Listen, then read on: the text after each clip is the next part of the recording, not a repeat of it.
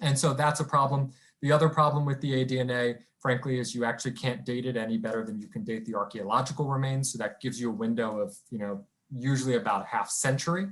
So that's a problem with the ancient DNA in terms of how it develops. So you can't find a body and say, this was buried in the year 543, and this person is linked to this outbreak and expand from that rapidly. We just don't have the technology to do that at the moment.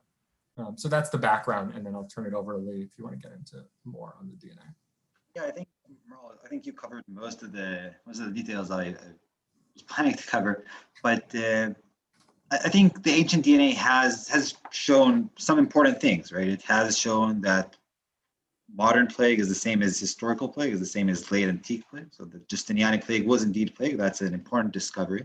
It has shown us that plague existed in places where we weren't sure, for example, England. So it is important in that regard. On the other hand, it doesn't really tell us much about social effects, about cultural effects, about political effects, or about the effects of impacts of plague more broadly, right? At the end of the day, knowing that plague existed somewhere does not necessarily say much more than that, right? Plague exists in the United States today. Most people, I would say, are probably either unaware or vaguely aware that it exists, and it does not cause any substantial mortality there. So far, we've had that 45 human remains that have been identified as plague positive, that is to say, had Yersinia pestis in ancient DNA of those human remains. And again, that's very far from the tens of thousands, hundreds of thousands, or millions of people who are supposed to have died of plague. Now, maybe in the future, we'll have some great technology which would allow us to be better at this. But at the moment, I might not have the exact numbers correct, but if I remember correctly, about 14,000 remains have been tested for any pathogens, so plague and other pathogens, but plague is one of the big ones. And of those, only 2% were found positive with any pathogen.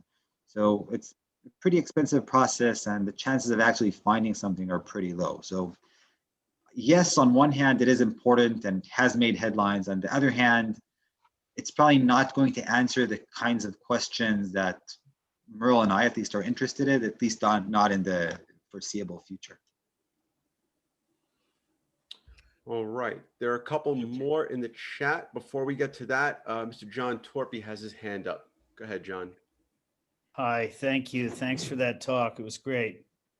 And I want to poke around in the question of, forgotten and collective memory, and basically, particularly with regard to the 1918 Spanish flu pandemic, because I don't expect anybody but professional historians to remember the Justinianic Plague. But, I guess, some of the literature on this has made the point that by and large, it was forgotten. David Kennedy, a Pulitzer Prize winning historian who wrote about, the First World War, mentions it exactly twice in a book, in 1980, and doesn't update that, even though Alfred Crosby published his book. He doesn't update it in a subsequent 25th anniversary edition. But somebody makes the point that, there were two groups of people in particular who did remember that this had happened. First was people whose family members had died. And the second group were immunologists and epidemiologists who have been freaked out about the possibility of the return of an airborne respiratory pathogen of the kind that we are now dealing with. Of course, they've been mainly concerned with flu. But so in any case, I guess in a certain sense, the question is, what... I think this notion of collective memory is mostly pretty, difficult to actually make very much sense of. So you can see why, these particular groups would have, some memory of why this happened, or that this happened. But, for lots of people, it just gets overwhelmed by the First World War and by, my great grandfathers and people like that seemed mostly to have been killed by trams, which were largely kind of unregulated in those days. So I just wonder what you would say kind of about, collective memory in general, and how it bears on these sorts of phenomena. Yeah, no, that's a great question. I probably shouldn't have opened up the 1918 influenza box because there is good work in it. But this is the person doing this, as you probably know, is Guy Biner, who has a new edited volume coming out on the topic. It was actually on our podcast in December, so listen to that.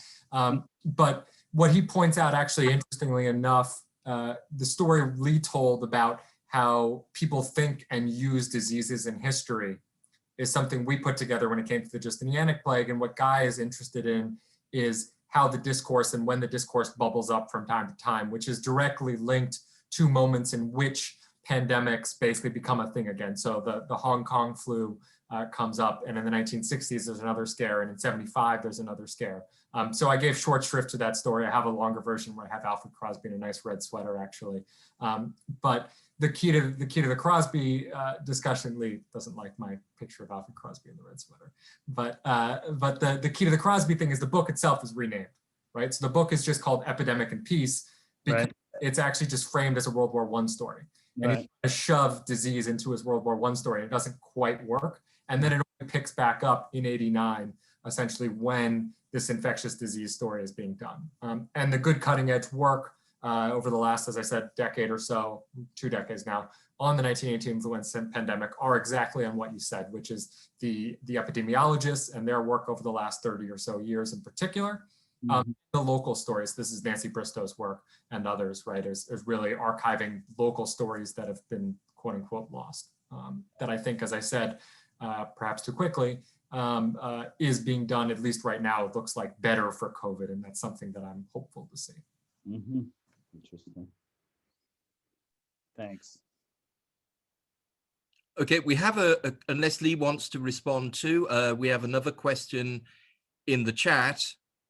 Lee, do you want to respond to Professor Torpy's question?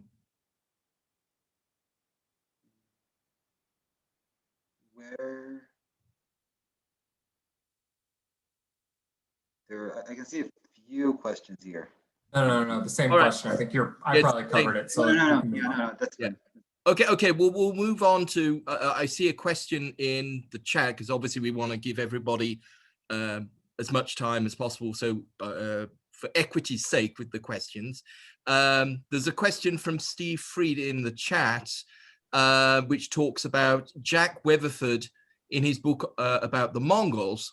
Makes the point that in their brief conquest, besides opening up trade, which brought both greater cultural exchange and greater spread of disease, they paved the way for the modern era that followed by creating greater diversity in urban populations and generally shaking up the existing monarchic systems. What do you think of these interwoven theses?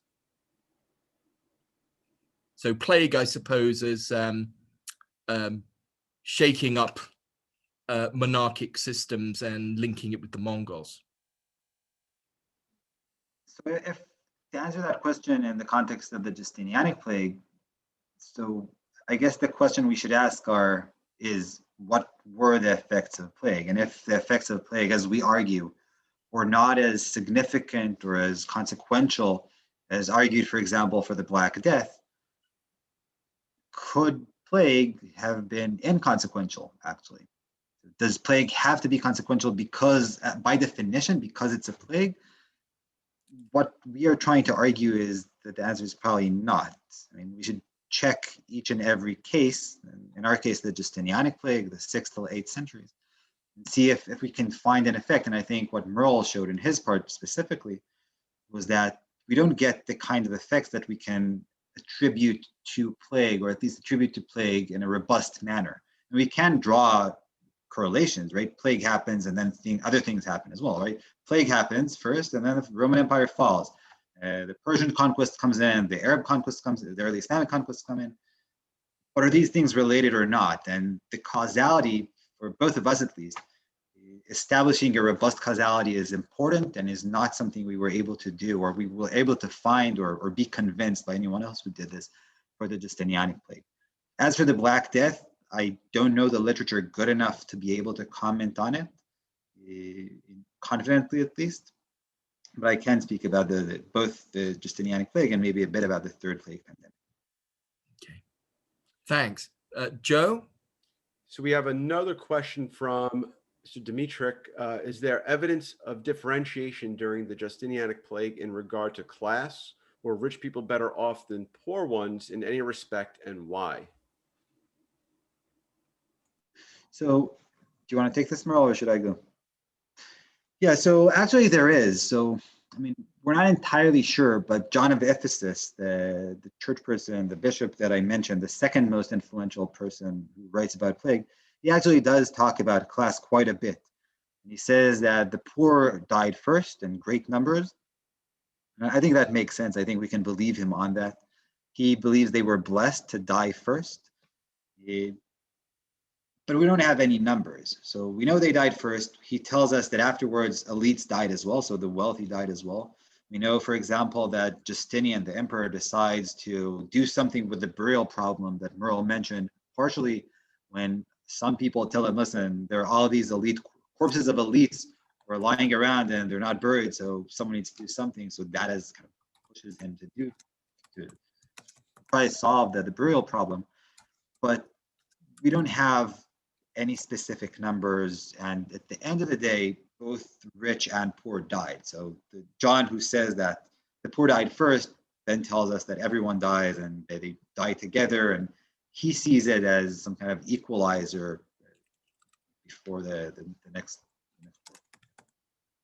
Yeah, that we covered the empirical side of things, the actual evidence. The one thing I would say that's interesting from John of Ephesus and from some later